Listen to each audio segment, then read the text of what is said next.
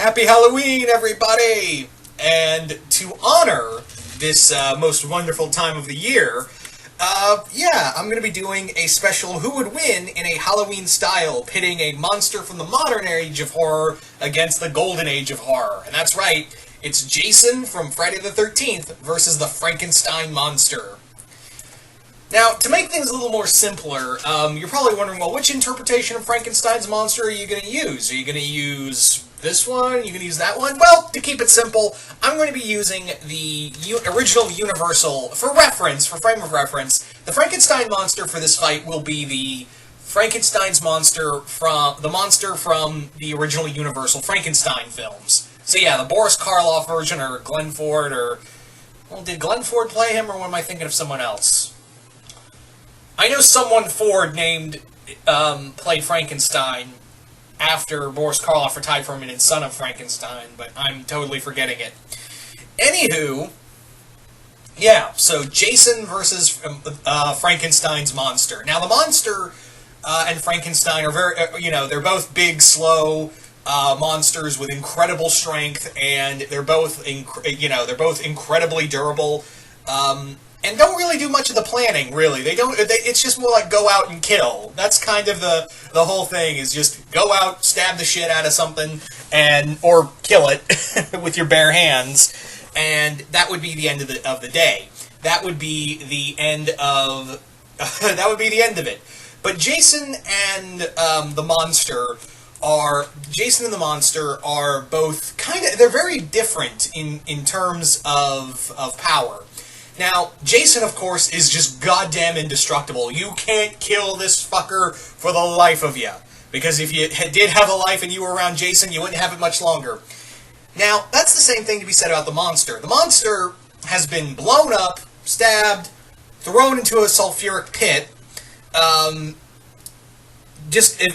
drowned. Everything you could possibly imagine, frozen. Yeah, the monster has come back regardless. The monster has come back. Now, both of them are incredibly durable. They're both nearly indestructible.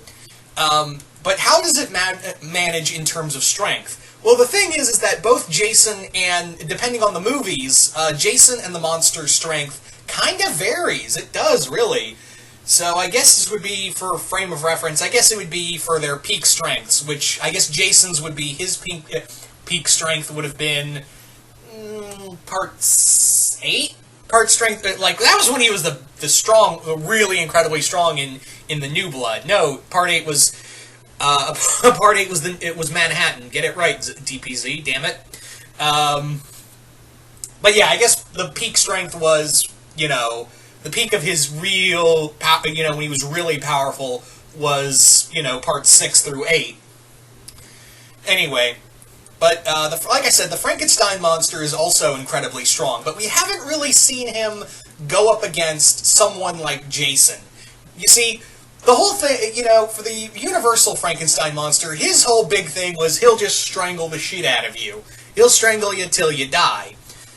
But Jason's already dead. And he doesn't really depend much on breathing. So, the Frankenstein monster's go-to move is kind of useless, whereas Jason, on the other hand, has a very big weapon in his hand, the machete. His machete is just this, it could just easily do a lot of damage to the Frankenstein monster. Now, the big thing is, we haven't really seen what kind of damage the Frankenstein monster could take in stabbing. He's mostly been blown up and all that, but it's safe to assume that he could and it is in most movies, I'm getting tongue-tied, in most movies we see that the Frankenstein monster does feel pain. He does feel he does feel pain when he's shot, or when he's, he can show visible pain, but in other times it's like, I can shrug that off. But we don't really know what it'd be like if he got punched or slashed by Jason, What would that be like if he got punched or slashed by someone who has the equal amount of, possibly the equal amount of strength that he does? That's the big question here, is that, both of them have just these varying degrees of strength, and it's really hard to pin down, that kind of peak level. Now, the other thing is that both of them can go on for hours. Both these, I could imagine Jason and the monster fighting for, hours upon hours end for this battle, and it would just keep dragging on and on and on.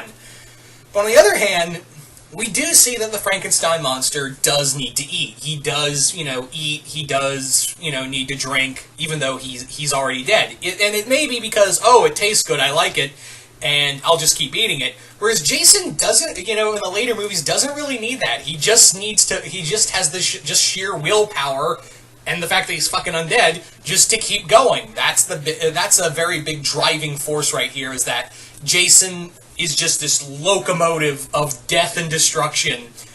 But on the other hand, in some Frankenstein movies, the Frankenstein monster is shown to be kind of cognitive. Even though in later movies he couldn't really speak, the Frankenstein monster is known that he could actually, think out things.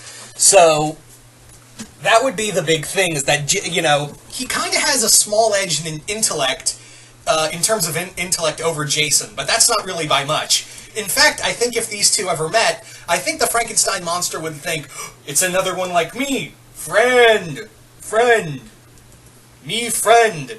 And Jason would be like, oh, fuck you, and take out his machete and try to strike down the monster, and monster would be like, you hurt me, you die, and the fight would begin. Because, yeah, that's honestly how it would start, is that if, the monster ever made it to Crystal Lake to get some peace and quiet, and comes across a Jason, he would honestly think that Jason was another one like him, He honestly looks like something his creator made, so he'd honestly think, another like me, and try to reach out and be like, friend. And Jason doesn't play that way, and would probably make the first strike, and out of anger and self-defense, the monster would strike back at Jason, and the fight would begin. Like I said, this is a really tough one, because both Jason and the Frankenstein monster have varying degrees of strength and durability throughout their films. But the big thing is that throughout their later films, it's very clear that they become nearly indestructible towards the end. Like I said, I could tell you all the different things both Jason and the monster have kind of gone through in varying degrees to show how indestructible they became in later films for their respective franchises. So this is a really tough one, guys. I'm going to be honest. This is a really tough one for me. I think it's going to come down to who can outlast the other, really. That's going to be the big deciding factor, is who can outlast the other and keep going despite all the damage they take. It's going to, like I said, it's going to come down to who can keep standing from all the injuries they take. That's going to be the big factor here. So, I'm going to leave it. So, yeah, I really don't know who would come out on top in this match. So you guys tell me in the comments below, who do you think would win, Jason or the monster? If you think Jason would win, put hashtag Jason wins and list off the reasons why you think Jason would win. And if you think Frankenstein's monster wins, put hashtag Frankenstein wins and list off the reasons why you think he would win. But once again, hope you all enjoyed this, and yeah, I'm really interested to see what you guys have to say about this one. And once again, hope you all enjoyed this, and I will see you guys later.